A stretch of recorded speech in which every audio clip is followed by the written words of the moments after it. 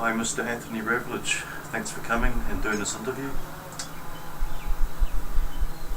Can you tell us who you are and the message that you want to get out to people, why you're doing this interview and why it's important to you? Yes, I'm a human rights author of 2 books so far, and activist and outsider from Auckland, New Zealand, 26 years. I've been at it. My last book, which is Ethical Human Rights, Freedom's Great Hope, has been suppressed. And while it's selling on Google Books and Amazon, within countries it seems to have been suppressed. The libraries aren't taking it.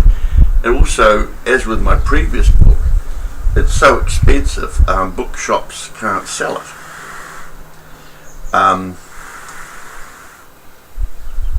And I spent about 9 years writing the book, and I regard my books as sacred because, whether you believe it or not, I feel God helped me. I couldn't have written the books, I don't think, without God, because I was in poverty throughout, and sometimes worse. So I'm really wanting to let people know what I discovered in my research, because it's of enormous importance to humanity, and nobody is talking about it. I can't get the academics to respond to me. They will neither confirm nor deny my research findings. And so really the only way to get the message across is YouTube.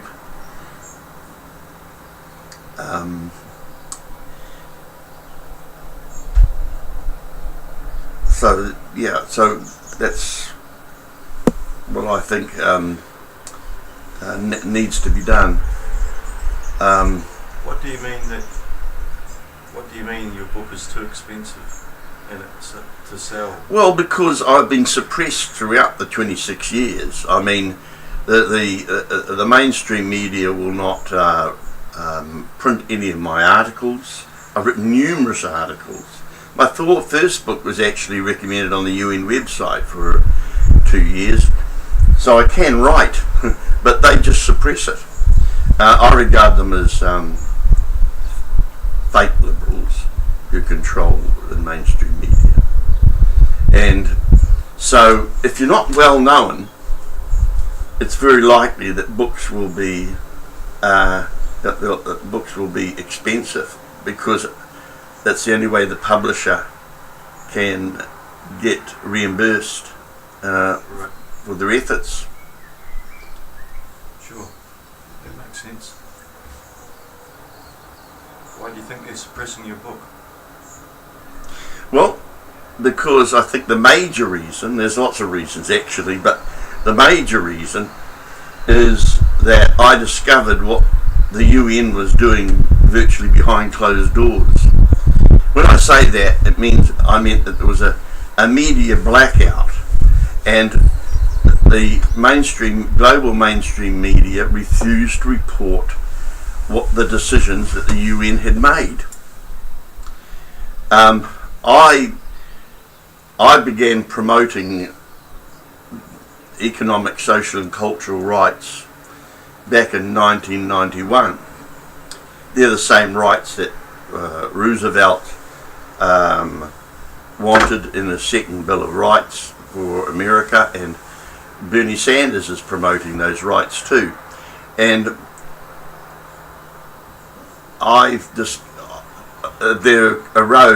there was what's called a human rights instrument.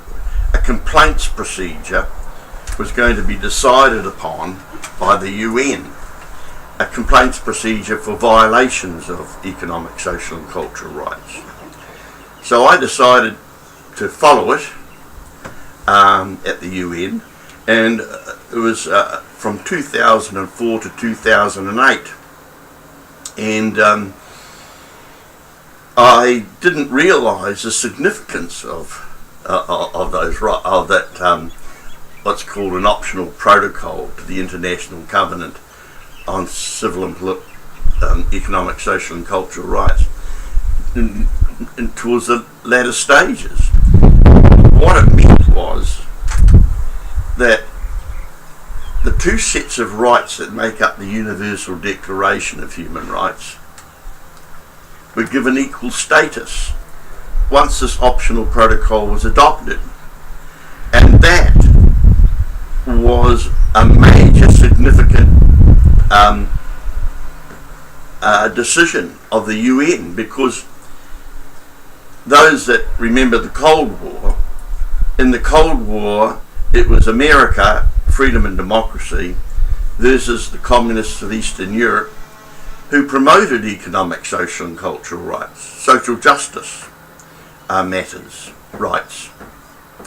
And so when they were given equal status, it was bound to have an enormous effect on the world, and it did. It rebalanced global ideological and economic power from the West to the rest. You see, America has never ratified economic, social and cultural rights. So they were opposed to the equal status of both sets of rights from the beginning. And so that's what was what happened when they did that. It actually created a new globally dominant ideology, which I call neoliberal absolutism.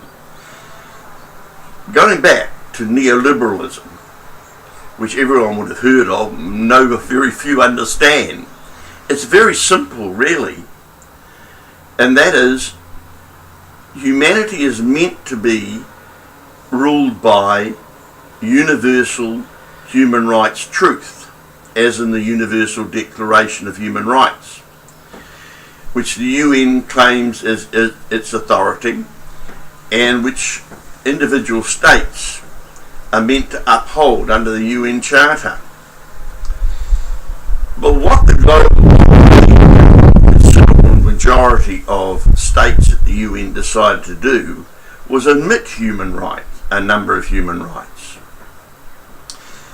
These included, for example, the right to individual self-determination.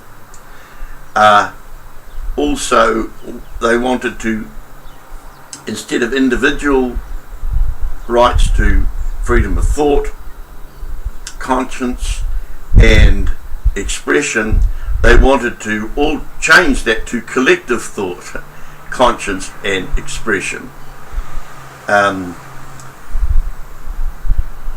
And then what was done with economic, social and cultural rights were meant to protect people against exploitation. But the UN excluded the core minimums of those rights, which meant there would be no socio-economic bottom line to protect people against exploitation. Now, those that benefited majorly by that was countries with a vast cheap workforce to exploit, such as China or Bangladesh, and those that suffered the most was the West, which tends to be still more creative. But what people need to understand is this, is that the great majority of states at the UN want to exclude the creative rights. In other words, they want to get rid of the most talented in society. And this is global. So, you know, if you wonder why certain countries such as South America, Muslim-dominated countries, or Africa are backward, there's your answer. They've deliberately excluded the creative rights, and ultimately I think that the creative force is actually God. And so that's what they've done, and people need to realise that. So even if you're, like even in the West, there's still sort of some vestiges of the creative rights that I think led to the dominance of Western civilization in the culture. But to a large degree, it has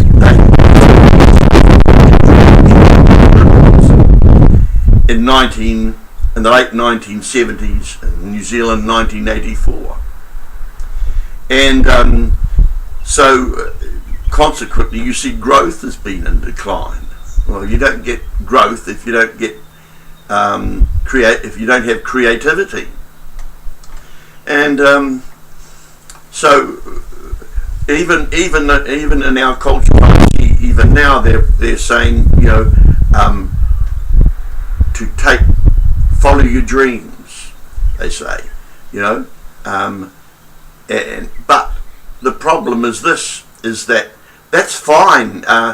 They're saying that, but really it's disingenuous, because the whole system is set up for you to fail. And so many people will be going and spending a lot of money following their dreams in a society which has determined that most are going to fail. For instance, if people are struggling as they are at the bottom end of the scale, if you set up a business, how long is it going to last? People won't have the money. Now, so it is, I think, disingenuous, and people should be better to hold on, unless they've got a sure bet, hold on to their money until the situation changes. I mean, there are changes taking place around the world. In America, for example, Donald Trump is trying to counter neoliberalism and globalization, which the swamp believes in, and he's having a lot of difficulty, because they've got the UN basically backing them, and in fact the considerable majority of states around the world. So he's having a great deal of difficulty.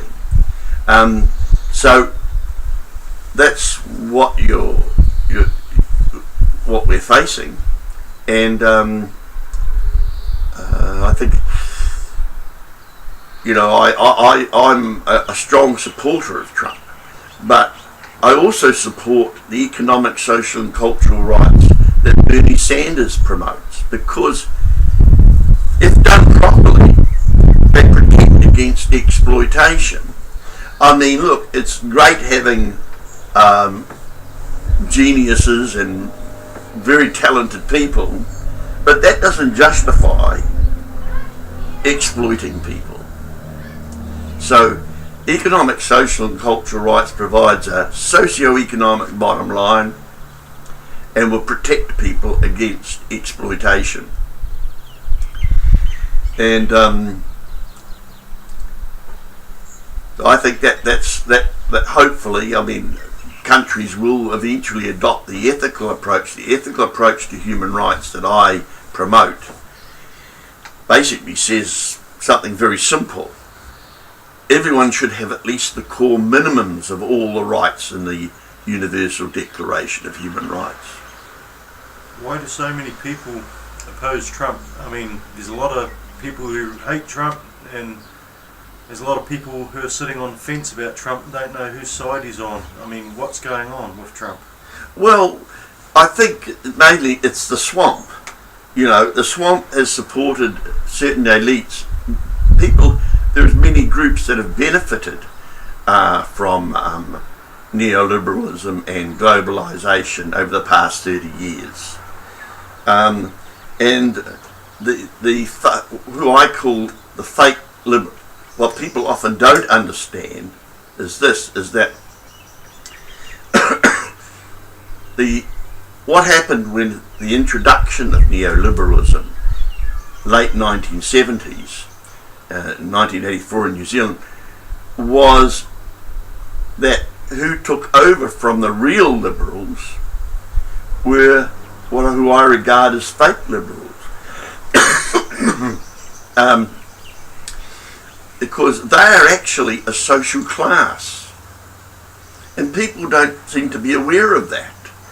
They're a social class, and so therefore they are collectivists.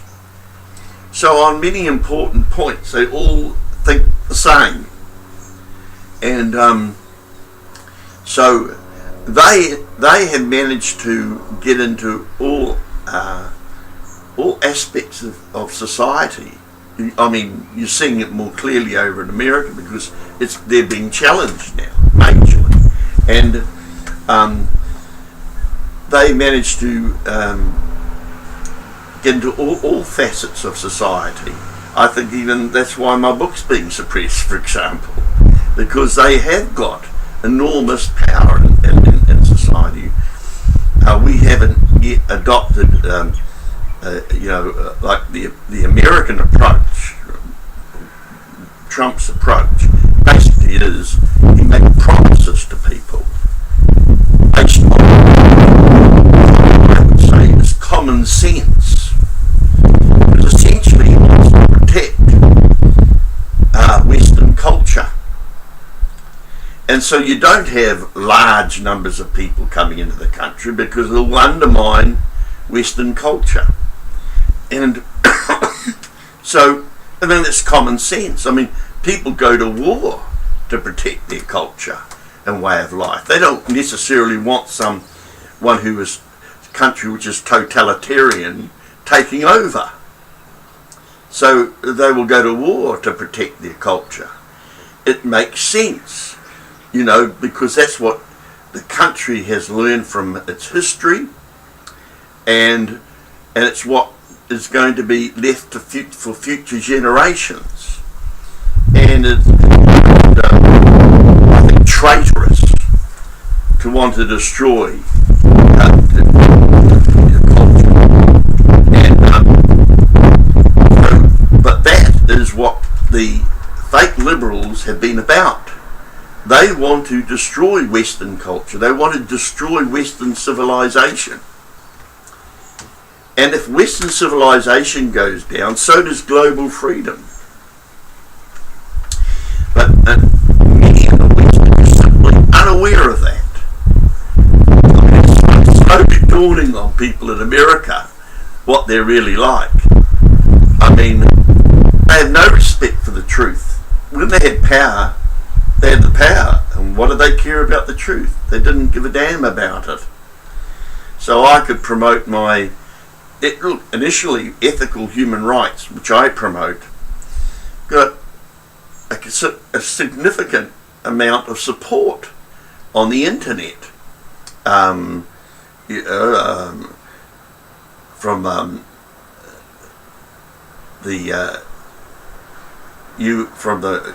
even from the United Nations itself, and also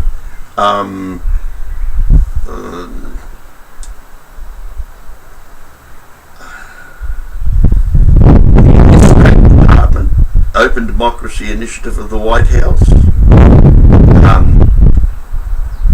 and a number of other well-known organisations.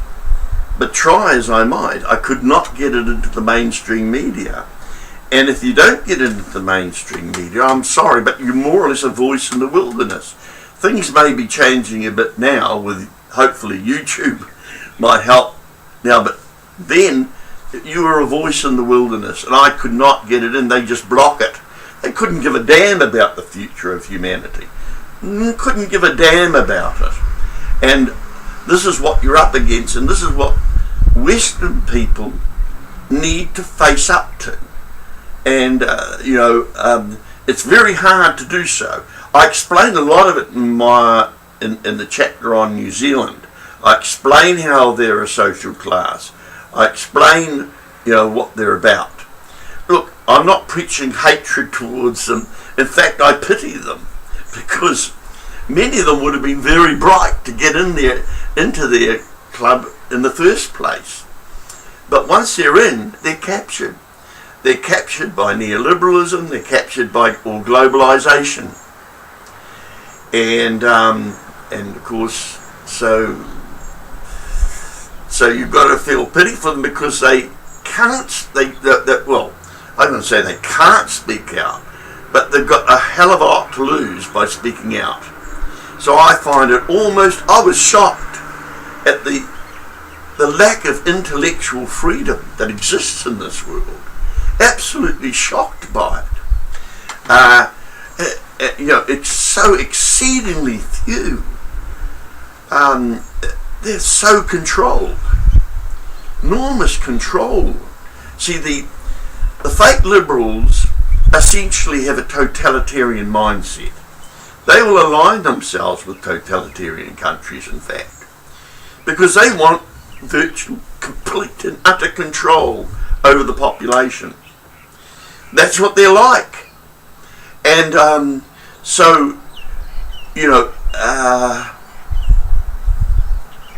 that's what you're up against, and they have spread to all, more or less completely taken over New Zealand. More or less completely taken over. And you see the struggle that Trump is having in America, because they captured a lot of people too. A lot of people believed in them. So now I tried to even get Bernie Sanders and Donald Trump to let Americans know about my book, which explains a lot about the fake liberals. They won't do it. They won't do it. So that makes you wonder, to what extent are they, completely opposed to neoliberalism and globalization. Just backtracking a bit, because people have been so fooled by neoliberalism. It's very simple. Just imagine no creative rights, excluding the creative rights, therefore very little in the way of progress, and a lot of entrepreneurs at the bottom suppressed. I give you examples in it from America and Bangladesh and New Zealand on how the small entrepreneur was oppressed, how the most talented and creative were purged from the country on a mass scale, and those that didn't leave the country often ended up in the mental health and criminal justice systems. Even the underclass. Not talked about though. Oh no. Because no doubt some of them could get very angry at what's been done to them. But it's all hidden. All very carefully hidden. But you see, I appeared in the Auckland High Court one occasion after making... I did that a couple of times after making a stand on principle. And I told the judge, look, they were crushed and isolated. And I said it was a New Zealand tragedy. And he agreed with me. He agreed with what I said. And he said, why didn't you let form New Zealand earlier? Well, I tried everything. I mean, literally everything. Starting a political party, writing a book, on talkback 3 or 4 times a week, constantly. I'll tell you, unless it gets into the mainstream media, you are a voice in the wilderness. There's something about the mainstream media that people take a tremendous amount of notice of. And so if you don't get in there, so no matter what they do, they can get away with it, because the fake liberals who control the fake media just make sure that people never heard about it. My 2 court appearances, for example, they never explained to people the real reasons why I did make a stand on principle. They just won't do it. It's just as simple as that. I put it down to, trying to challenge them to an open debate. They just won't do that either. They hide in elite circles, and they're and they seem to lack the intellect and even the character to engage in such open public debate. I attribute that to collectivism, because collectivism means that there are certain things that they just cannot talk about. So it makes any open debate with a person like myself, who doesn't give a damn about what they can't talk about, they'll avoid me like the plague. And so that's what's happened with my book, of course. My book's been suppressed. And so there you have it. What do you believe caused the global financial crisis? Yes, well, that's the other thing, what happened at the UN. As I was saying before, economic, social and cultural rights, properly interpreted, are meant to protect people against exploitation. Mm-hmm. They didn't do that. They made sure the core minimums of those human rights were left out, which meant that under international law, exploitation was permitted.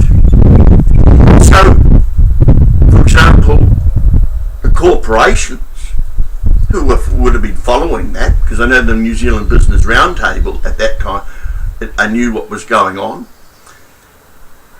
would have said, okay, so we can go to any country with cheap labour without fear of exploitation being prohibited. And that's what happened. On the 10th of December 2008 at the UN, it was exactly the same time of the global financial crisis in 2008. Of course, not talked about. I've never heard that talked about anywhere. But I just happened to fall over it because I was following a certain human rights instrument. What I talked about the optional protocol before. And I was following that. And so, and I doubt whether anybody else would have been following it. The outsider, that is. The insiders would know, but they're not saying. And so, so that's why I've ended up realising that also on top of that, what they created at the UN was a new globally dominant ideology. I think I mentioned it a bit earlier, what I call neoliberal absolutism. Now, that's what happens when you give equal status to two sets of rights, but make sure that the creative rights have been excluded. What you end up with is a very extreme top-down control, totalitarian type control. And I think that was really meant for because in their a future one world government. It would have meant that all countries would have been controlled to some extent by a form of totalitarianism. Now, I know there's a lot of people who dislike America, and they say, they're always pointing out the faults of America. But this is something that people just have to give America considerable credit for. They opposed neoliberal absolutism, and you can't take that away from them. And that would have been a disaster for humanity if that would gained full endorsement at the UN. So that's why America basically sticks with its constitution and won't ratify economic, social and cultural rights. And I can understand why, but personally I believe in economic, social and cultural rights because they are, if you like, the survival rights. You've got to survive in this world, And the civil and political rights are like the self-help rights. How you can better yourself in this world. and you really can't have one without the other. You know, you've got to be able to survive. I know one guy in Auckland who spent a long time surviving by eating out of rubbish tins. But you couldn't expect pregnant women to do that, or children to do that. You couldn't even expect nearly all men to do that. You know, it's absurd. You've got to have the survival rights, and in that way, with survival rights and self-help rights, you can exercise individual self-determination. You can determine your own life, and you can be the master of your own destiny. And that is, I think, what should be the case. But you've got to have at least sufficient of both for that to happen. If you take some countries, what they do, they're very cunning governments. They give freedom with one hand and they take away food with the other. Well, that cripples society. Basically, they can't pursue their dreams because you've got to have both. Or alternatively, they might give you food with one hand and take away freedom with the other. And that has the same effect of crippling people from achieving or being masters of their own destiny. Most states don't want that. It's too much freedom in their minds. They don't want to be held to account. When you have that sort of freedom in society, you can hold leadership to account, and they don't want it to be held to account. So how do we have a reliable socio-economic system that's going to work for everyone without it getting corrupted with fake liberals and without being influenced by the UN? What's the solution? What's well, I say that the ethical approach that I'd say discovered, because it's actually in the Universal Declaration of Human Rights itself. It's just that it was overlooked by them all. Is that everyone should have those core minimums, as I say, sufficient to be able to pursue their dreams, etc.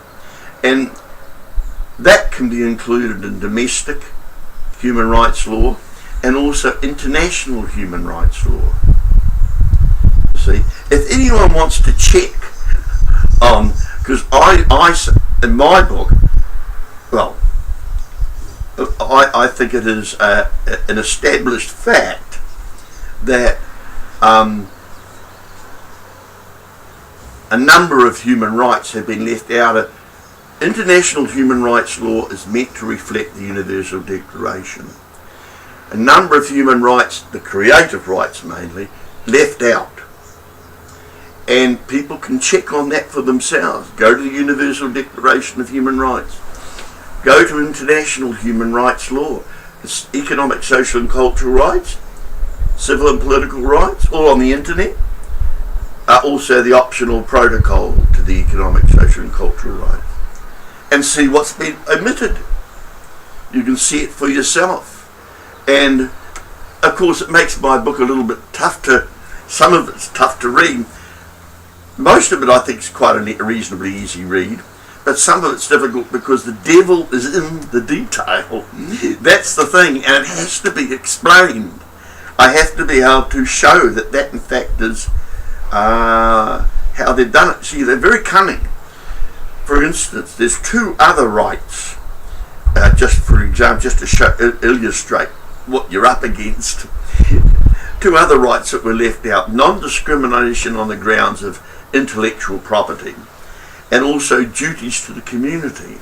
Leaving those out meant they could regard human rights as their intellectual property, and they had no duty to tell people important human rights truths. That's just to show how cunning they are. In New Zealand, I described very clearly, in great detail. I know it could prove me wrong, and surely that's why my book's been suppressed too, is that I describe the low cunning and gross deceit of the leadership, which creating a Bill of Rights which effectively led to a mass exodus of New Zealanders, mainly the best and the brightest, smart people, forced out of the country.